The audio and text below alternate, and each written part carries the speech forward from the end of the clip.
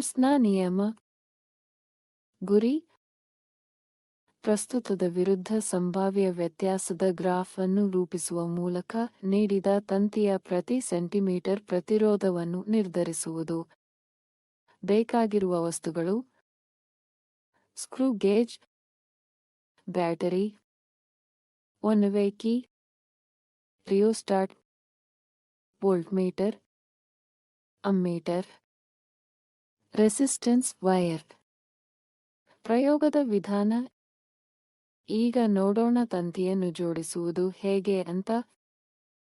ತಂತಿಯನ್ನು ಬಳಸಿಕೊಂಡು ಆಮ್ಮೀಟರ್ನ ಧನಾತ್ಮಕ ಟರ್ಮಿನಲ್ಗೆ ಬ್ಯಾಟರಿಯ ಧನಾತ್ಮಕ ಟರ್ಮಿನಲ್ ಅನ್ನು ಜೋಡಿಸಿ. ನಂತರ ತಂತಿಯನ್ನು ಬಳಸಿಕೊಂಡು ಆಮ್ಮೀಟರ್ ತಂತಿಯ ಋಣಾತ್ಮಕ ಟರ್ಮಿನಲ್ ಅನ್ನು ವೋಲ್ಟ್ಮೀಟರ್ನ ಧನಾತ್ಮಕ ಟರ್ಮಿನಲ್ಗೆ ಜೋಡಿಸಿ.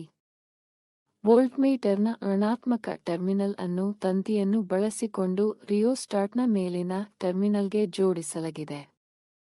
ರಿಯೋಸ್ಟಾಟ್ನ ಕೆಳಗಿನ ಟರ್ಮಿನಲ್ ಅನ್ನು ಒನ್-ವೇ ಕೀಯ ಒಂದು ತುದಿಗೆ ಜೋಡಿಸಿ, ನಂತರ ಜೋಡಿಸಿದ ತಂತಿಯನ್ನು ಬಳಸಿಕೊಂಡು ಕೀಲಿಯನ್ನು ತೆಗೆದುಹಾಕಬೇಕು. ಒನ್-ವೇ ಕೀಯ ಇನ್ನೊಂದು ತುದಿಯು ಬ್ಯಾಟರಿಯ ಋಣಾತ್ಮಕ ಟರ್ಮಿನಲ್ಗೆ ಸಂಪರ್ಕ ಹೊಂದಿರುತ್ತದೆ.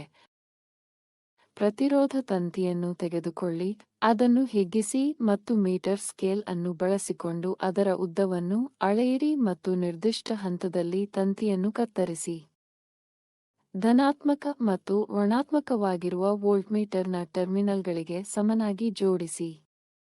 ಈಗ ಸಂಪರ್ಕ ಪೂರ್ಣಗೊಂಡಿದೆ.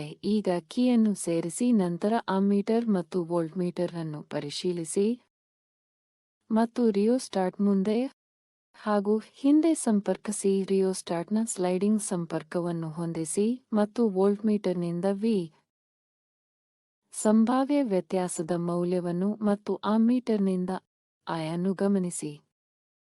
ವೋಲ್ಟ್ಮೀಟರ್ ಮತ್ತು ಅಮ್ಮೀಟರ್ನ ಫಲಿತಾಂಶವನ್ನು ರೆಕಾರ್ಡ್ ಮಾಡಿ. ರಿಯೋಸ್ಟಾಟ್ ಸಂಪರ್ಕವನ್ನು ನಿಧಾನವಾಗಿ ಶಿಫ್ಟ್ ಮಾಡಿ ಮತ್ತು ವೋಲ್ಟ್ಮೀಟರ್ ಮತ್ತು ಅಮ್ಮೀಟರ್ನ ಫಲಿತಾಂಶವನ್ನು ರೆಕಾರ್ಡ್ ಮಾಡಿ ಮತ್ತು ಪ್ರತಿ ಸಂದರ್ಭದಲ್ಲಿ ಆರ್ ನ ಮೌಲ್ಯವನ್ನು ಲೆಕ್ಕಹಾಕಿ ರಿಯೋಸ್ಟಾಟ್ ಸಂಪರ್ಕವನ್ನು ನಿಧಾನವಾಗಿ ಬದಲಾಯಿಸಿ. ಅಂತೆಯೇ ಕನಿಷ್ಠ 5 ಸೆಟ್ ಸ್ವತಂತ್ರ ಫಲಿತಾಂಶವನ್ನು ತೆಗೆದುಕೊಳ್ಳಿ. ಫಲಿತಾಂಶವನ್ನು ರೆಕಾರ್ಡ್ ಮಾಡಿ ಮತ್ತು ಮೌಲ್ಯಗಳೊಂದಿಗೆ ಗ್ರಾಫ್ ಅನ್ನು ರೂಪಿಸಿ. ತಂತಿಯ ಪ್ರತಿ ಸೆಂಟಿಮೀಟರ್ ಪ್ರತಿರೋಧವನ್ನು ಲೆಕ್ಕವನ್ನು ಮಾಡಿ. ಸ್ಕ್ರೂ ಗೇಜ್ನ ಕನಿಷ್ಠ ಎಣಿಕೆ ಮತ್ತು ಶೂನ್ಯವನ್ನು ಲೆಕ್ಕ ಮಾಡಿ. ವೋಲ್ಟ್ಮೀಟರ್ನ ಟರ್ಮಿನಲ್ಗಳಿಂದ ಪ್ರತಿರೋಧ ತಂತಿಯನ್ನು ತೆಗೆದುಹಾಕಿ. ಪ್ರತಿರೋಧ ತಂತಿಯನ್ನು ಸ್ಟಡ್ ಮತ್ತು ಸ್ಕ್ರೂ ಗೇಜ್ನ ಸ್ಕ್ರೂ ನಡುವೆ ನಿಧಾನವಾಗಿ ಹಿಡಿಯಲಾಗುತ್ತದೆ. ಪಿಚ್ ಸ್ಕೇಲ್ ರೀಡಿಂಗ್ ಮತ್ತು ಹೆಡ್ ಸ್ಕೇಲ್ ರೀಡಿಂಗ್ ಅನ್ನು ಗಮನಿಸಿ. ತಂತಿಯ ಡಯಾಮೀಟರ್ ಮತ್ತು ತಂತಿಯ ರೇಡಿಯಾಸ್ ಲೆಕ್ಕಹಾಕಿ. ತಂತಿಯ ವಸ್ತುವಿನ ಪ್ರತಿರೋಧಕತೆಯನ್ನು ನಿರ್ದಿಷ್ಟ ಪ್ರತಿರೋಧವು ಲೆಕ್ಕ ಮಾಡಿ. ನೀಡಿರುವ ತಂತಿಯ ಪ್ರತಿ ಸೆಂಟಿಮೀಟರ್ನ ಪ್ರತಿರೋಧವು ಪ್ರತಿ ಸೆಂಟಿಮೀಟರ್ಗೆ 0.0066 ಓಮ್ಗಳು ಮತ್ತು ಕೊಟ್ಟಿರುವ ತಂತಿಯ ವಸ್ತುವಿನ ಪ್ರತಿರೋಧವು 1 × 10⁻⁻⁶ ಓಮ್ಗಳ ಮೀಟರ್ ಆಗಿದೆ. ನಿಮ್ಮ ಪ್ರಾಯೋಗಿಕ ಪ್ರಯೋಗಾಲಯದಲ್ಲಿ ಅಭ್ಯಾಸ ಮಾಡಿ. ವ್ಯತ್ಯಾಸವನ್ನು ಗಮನಿಸಿ. Thank you. Visit thelearnyn.com.